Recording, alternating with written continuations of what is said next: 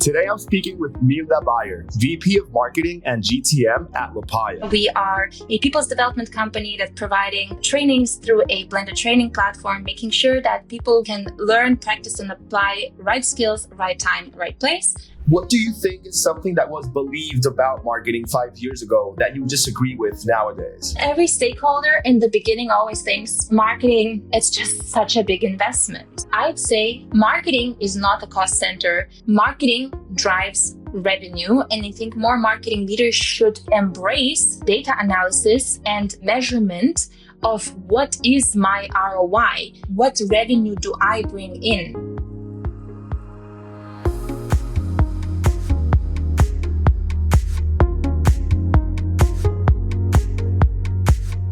Hey everyone, and thanks for listening. Today I'm speaking with Milda Bayer, VP of Marketing and GTM at Lepaya, a L&D technology and power skill training provider that was founded by Renee Johnson and Peter Kuperus with a vision to connect people's potential to business impact. So, how's it going, Milda? It's a pleasure to have you here. Andre, thank you so much for having me. I was excited to connect with you today, and it's going really well. So thank you for having me on the podcast. No, this is great. It was amazing that we were able to connect. And Milda, just so the audience gets a better feel for who you are and what Lepaya is, could you give us a little bit more context and an intro about yourself? Of course. So I've started my journey in marketing a little bit more than 12, almost 13 years ago. And it brought me to sort of my career path because marketing for me was sort of a lifelong journey. I moved from Lithuania, I moved to the Netherlands, and the only path forward for me was, get a job and survive and support myself throughout my studies. Or go back home. So I landed my first marketing gig with a lifelong learning company called Achieved at that point while studying, and my marketing journey started there. So then I moved on into a sort of learning management systems where I was always the first marketeer who worked with product and developers. So imagine how hard that was when you have to work directly with developers who are extremely critical of everything that you have to say about your product, and product managers also almost, very kindly bashing you and being very critical about how you're representing the product. So that has also been challenging. I've been there for almost 4 years. So that's how I got into this lifelong learning. I switched to payments, actually. So I was the first marketeer at Molly Payments, which is one of the biggest payment providers in EMEA today, which is also really great to see. And then I've been through a little bit of a journey where I've ended up again in HR space, and I've landed in Lepaya around 3 years ago, again, as a first marketeer after a few failed attempts to build marketing teams. And since then, it's somewhat stick. So at Lepaya, we are a people's development company that's providing trainings through a blended training platform, making sure that people who are training new skills can learn, practice, and apply right skills, right time, right place. And we work with really, really big enterprise companies like ING, Maersk, L'Oreal, et cetera, and of course, smaller scale-ups that are looking to upskill their workforce at scale. So that's what we do. And that is my journey so far. Oh my God, that is so cool. And Milda, I had no idea that you were like such a marketing pioneer within the companies. Like, that's amazing. And when you're like the first marketing person at a company, how is it that you're able to like show your worth before you have the results to actually prove it? Oh, that's a really, really good question. And the answer I think is quite basic. So I start by, even though there's nothing, there's always something to do an audit from. Like, you can always audit something and see what works, what doesn't. So whether it's your ideal customer profile, whether it's your product, whether it's, sales as a channel. So I think being analytical is what creates a moment for you to shine. And I think every marketeer who comes in as like a first marketeer needs to first and foremost bring in their analytical and critical skills and assess what works, what doesn't within that particular space and time. Because companies exist for a reason, and the company managed to generate certain level of ARR in order to hire you as a marketeer, most likely. So there is something that works there, and there's something that doesn't. And this is where you start looking for your opportunities. So I think as a marketeer who comes in first, you always need to be analytical, critical, and then extremely opportunistic, because in order to make sure that at one point you build up the resources that you need. You need to be able to sort of capture opportunities all by yourself. So I think being super hands-on is something that convinces every stakeholder from, top to bottom that marketing is worth an investment. So that'd be my primary recommendation in how to look at it. I know. I love that. And I worked in PwC for about 3 to 4 years. And I just remember that there is always something that you can audit. Like there's always something that needs and can be reviewed where you can get and match a control or see if there's any risk and how you can make the process better. So I totally empathize with that. Totally. And when we reviewed Lepaya's profile and stuff, I saw that you worked with like huge companies. You mentioned BCG and IGN. And how do you figure out how to talk to executives who think a little bit differently than you? Oh, yeah. I won't lie to you, even today, it's a little bit of a struggle because the topics for executives change constantly. So almost every 3 months, you have to maintain this thought leadership that they trust. For example, we speak a lot with CHROs. These people are extremely busy. They don't have a lot of time on their agenda. Their priorities are shifting from budgeting for the workforce to benefits to, in the end, how to strategically make sure that you can bridge all of the skill gaps and how can you do performance cycles much better. So these topics are super various and it means that you need to be on top of your game and know your niche. This is how I believe that we are driving the conversation. So we focus a lot on sort of merging strategy, which is for us, we know that no one knows how the future of work will look like in the age of AI. That's just the reality. There is no silver bullet to solve that. Therefore, we as a brand, we choose to invest in our own data infrastructure and analyze anonymized employee data and what skills are up and coming. So like once a year, we have a state of skills report that works really, really well about informing executives on, what are the skills that are up and coming, what skills are necessary to thrive in certain industries, etc. And then we make sure that we merge that thought leadership with a little bit of speculation. So we obviously look into what does Microsoft do? What does Slack do? How do they deal with these problems? And then we tend to speculate. And with that, then we utilize the tactics of working with key opinion formers. So our audience is also our key opinion formers. So if they believe in the thought leadership that we are driving, they also therefore believe in the cause. And because it aligns with their interest and their job, we also give them a platform, a stage to express their opinion and share what do they see within their organization. So most of our research features 5 to 10 different key opinion formers who are most of the times executives that we want to work with. And they second and accompany and supplement the data that we're sharing and give their opinions. So as a brand, we make sure that we're very open, that we also don't know everything, but we're also very open that the future of work is so ambiguous that the only data that we have is the data of today.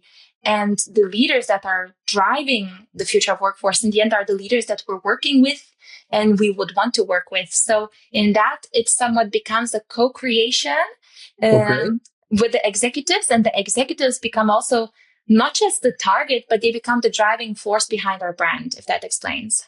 Yes. Now, of course, and I get that Lepaya serves as an L&D platform for different companies, and the fact that you take your clients' opinions and base that feedback on what you make and improve, or how you're going to change the platform, I think that's very smart.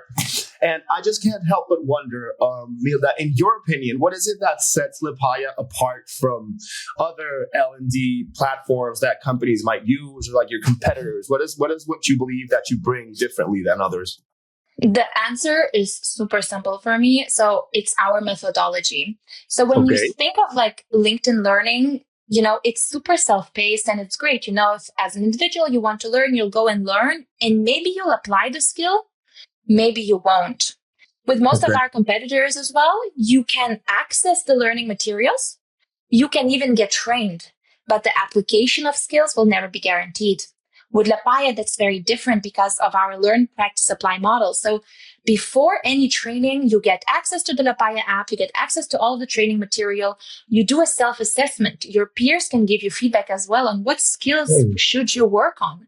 You can reflect on that. And before coming into a training, whether it's face-to-face or online with a trainer, and it's always in pretty small groups, 6 to 12 individuals, you are also coming there to not just learn theory, but to also practice your skill, because Lepaya is also offering actors. So we sort of make breakout rooms where people can bring in their challenge that is related to their skill to the classroom and actually practice the skill on the spot in smaller groups. And then we also measure application. So you set your moment of truth. So before your training, you say, if I were to be able to give feedback to my peers better, it means that I've achieved my goal of acquiring the skill, and I will have a better, for example, I will be better at functioning in my position at work.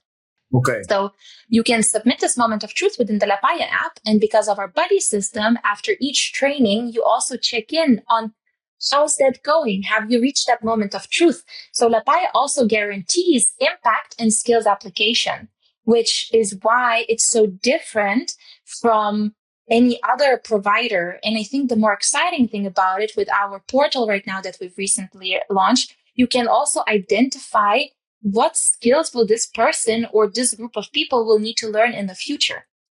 So that's how it's not just training, it's really sort of predicting impactful training and learning that engages people and ensures the practicing of the skill and application. Because when you just go through LinkedIn learning, yeah, it's fun, but you do it in isolation. So Lepaya is the opposite of isolation, I would say. And that's how we're really, really different.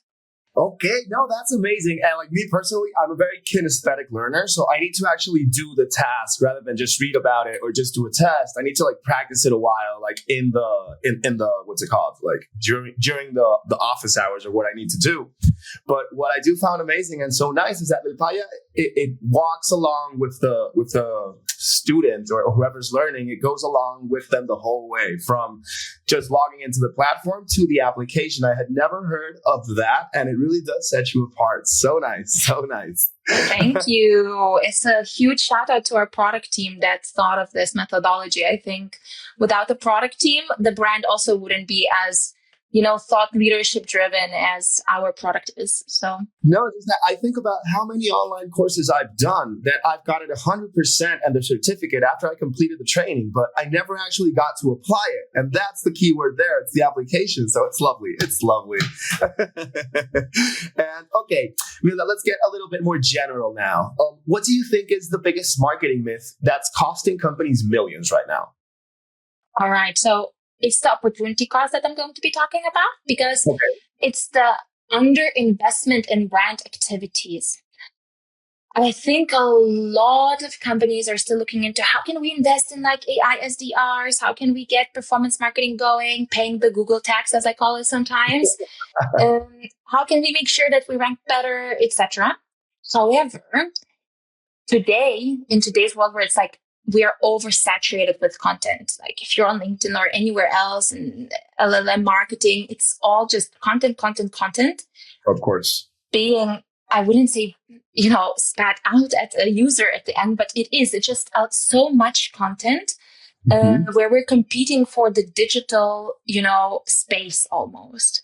And brand marketing is what a lot of brands a lot of companies don't invest in effectively because they think, well, there's still so much to do on YouTube marketing. There's still so much to do on influencer marketing. And yes, there is. But when you think of brand marketing campaigns and even looking at like older playbooks, and I think utilizing those, I think Revolut is doing that really, really well today, where they thought, look, when do people want to use Revolut is when they travel, because they don't charge any extra charges when people pay abroad. Where could we put out all of our credit cards? So they did vending machines at the airports. That is not typical marketing. That is brand presence at international airports where people can simply acquire a Revolut card, which means Revolut acquires a user. And there's so many of these sort of old school methods that many companies are underinvesting, and that's why I think we should see opportunity costs rather than like simply missing out on revenue. Okay. I think that's why I find that in the age of AI, when everything's so oversaturated with comment on my LinkedIn post GTM, and I'll send you, a landing page about it. It doesn't create that sort of community feeling, doesn't create the brand experience. And I think today, anything that creates a brand or community experience, especially community events, gatherings, and sort of old school marketing, I think until today, people really love merch. If it's well executed, people love merch and they will always wear it. So it is a walking, talking marketing for you, which we today still tend to underinvest in.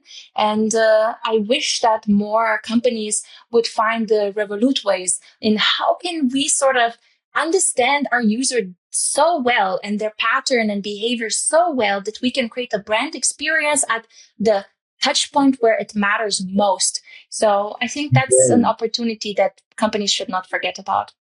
Okay, no, that's going to be a takeaway from me from this episode. The brand experience and the touch point that matters the most. That is amazing. And I do imagine it, like, have you used Revolut as an example? Like, if I needed to really pay for something and I found a way to get a card, I'm going to love that brand. It's going to be like, oh my God, guys, you guys saved me when I needed you. So it really does make it a lot more personal. And I totally vibe with the community aspect of what you're talking to, because I see that a lot of companies who I feel are doing it well, they're creating this they're creating just that. For example, there's here the Polenta it's a party company in Argentina, and they're creating not just parties at night, but they're making these coffee raves, and they're getting into all these new trends that make people get together. They give you the little, what's it called? It looks like the Stanley Cup. They give you your own polenta cup so people carry it around. So it's all about that merch, and I feel that. It sounds very nice. Exactly. We have the same thing actually in Berlin. I would like people are even making the business not of the communities, but making newsletter out of communities and getting communities to sponsor newsletters today, because we have so many community goers that could recommend the community event that it's becoming its own sort of business opportunity to even have a newsletter and visit all of the community events for the brands. It's crazy. Okay. It is. It really is. And Milda, now that you were mentioning that you've looked at old playbooks and you feel that something like that has been lost in this new age of marketing that we're entering with AI and everything else, what do you think is something that was believed about marketing 5 years ago that you disagree with nowadays? That it's a cost center. Okay. I think every stakeholder in the beginning always thinks, well, marketing, it's just such a big investment. You need a big marketing team and you need to invest so much money in order for marketing to work. And you also won't always be able to quantify it. Comes back again to the brand experiences. How can you quantify someone's experience at an event, But I do think today with the attribution models, it's getting easier and easier. For example, today I know exactly how much marketing at Lepaya brings in as revenue and pipeline. And that can be done really well with attribution, with little QR codes, with little giveaways. It can be really, really, really well quantified. So I'd say marketing is not a cost center. I'd say marketing is it's not a sales overhead cost. Marketing drives revenue. And I think more marketing leaders should, embrace the data analysis and measurement of what is my ROI? What revenue do I bring in? Because I think marketing, as any other department, should own their own profit and loss analysis and should understand of, my euro in, how many euros back do I get for that? And I think some marketing leaders sometimes shy away from this, but I see that more and more marketing leaders even become CROs at one point, because I think marketing operations also leads to revenue operations. And I think revenue, sort of these sort of very clean marketeers, in the CRM systems, etc., become really great chief revenue officers, especially if they're also very sales centric. So I say marketing is not the cost center. Marketing drives a lot of revenue, and marketing always needs to embrace their collaboration with sales, no matter how hectic it is, no matter how critical it can get sometimes between the teams, embrace the chaos and drive this together. Okay. And now that I'm hearing you, how you talk about the marketing leaders and how sometimes they are even passed on into CROs, I see that you've been the first marketing person at several companies. And when you went from being on a team to being the one leading the team that I imagine you kind of created with time, what's the hardest part of that jump that you felt nobody warned you about? Oh, I think the hardest part is that you'll be alone in the beginning, just feeling alone, because marketing is a little bit of a mixture of art and science. Okay. So I think when you're talking to like revenue leaders, sales leaders, it's all about like spreadsheet. What is in the spreadsheet? And marketing is also like, it's somewhere in between product and sales. It also sits a lot in the founder's head or in the founding team's head, where do you want to take the brand? Where do you want to take the company? What are your investor expectations, etc.? So marketing is that sort of mixture between art and science. And in that gap, in the beginning, you always feel quite alone, which is challenging because you're trying to be the sparring partner for so many different profiles, which have completely different ways of communicating, completely different ways of documenting the outcomes and how they want to work together. Because to be honest, like from the beginning, I've always experienced like a sales leader always want to have a conversation. How many MQLs did you generate? How many sales qualified opportunities did that bring? And what revenue, what pipeline are we bringing there? And that's always sort of like a CRM and spreadsheet exercise. When you're talking with a visionary product leader or a founder, they want to see something visual. They want to be wowed. They want to hear a story. So it's very different to how you need to work with these leaders. And overall, they're all sitting together. So you are always that bridge, and you're always bridging the gap between sort of these different responsibilities towards the business and towards the business functioning. And you always feel alone in the beginning. And my recommendation here always is, it takes a village. So you need to have your external people that you can have a conversation with. You need to get inspired. And I would always recommend for everyone, you need to listen to podcasts, read, connect, have a digital coffee, real coffee, invest in your network, because that's what will help you sort of stay not just sane, but also really on top of your game. Because it can be, in marketing, it can be quite lonely. No, I can imagine. And marketing more so, even when you started being the first person at the company, it's like, it's all on you. And as you started creating the team, then I imagine it's what you're saying. It does take a village, but it does provide a lot of support. And when you say it takes a village, it just makes me laugh so hard, because I have the Latino heritage, and I'm actually from Venezuela. And, it takes a village type of raising is something that is very popular here in Latin America. So I totally sympathize with that as well. And talking about that, about how you've grown teams at different stages, how you've helped them to understand and get better with their skills, with their marketing. How do you spot when somebody's ready to become a leader? I have to say, I want to be very grateful here for a few founders that I worked with in the past. I worked in a recruiting company, actually, where I was a head of marketing called Accelerate. And I want to give a huge shout out to Isabel Stryland and Michael Farley, two founders that really taught me in how to spot, as they always call it, A players. So they always said you need to either hire or within your team spot people that have the energy, the potential, and sort of the depth. So people that want to get deeper all the time. So energy, it matters, because when push comes to shove and when things get hard, you need to step back up, and you need to be able to not just carry yourself, but you might need to also carry other teams and their opinions and their challenges. And, you might need to help other people solve problems. So that energy is really, really important. The potential is something, it's almost like your curve, your learning potential, your ability to take feedback, your ability to give feedback, your ability to almost operate in ambiguous spaces, but also, maybe very direct spaces, maybe very, volatile. So that potential is really important because that's your growth curve. That's how you are going to respond to whatever is happening around you.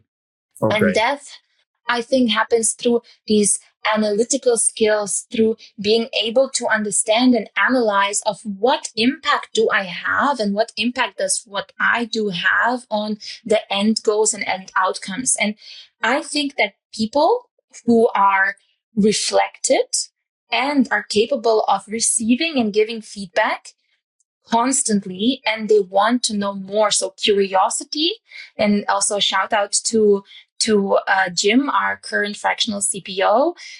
He always said people who are curious will always win, and that's true. Because with curiosity, you'll never stop learning. And you'll always bring that potential, that energy, and that depth with you. So I think if a person is showing these qualities, and I even you might ask, why am I not mentioning expertise? Of course, in some jobs, expertise is crucial. I wouldn't want a lawyer doing a surgery for me. That's not something that I would want.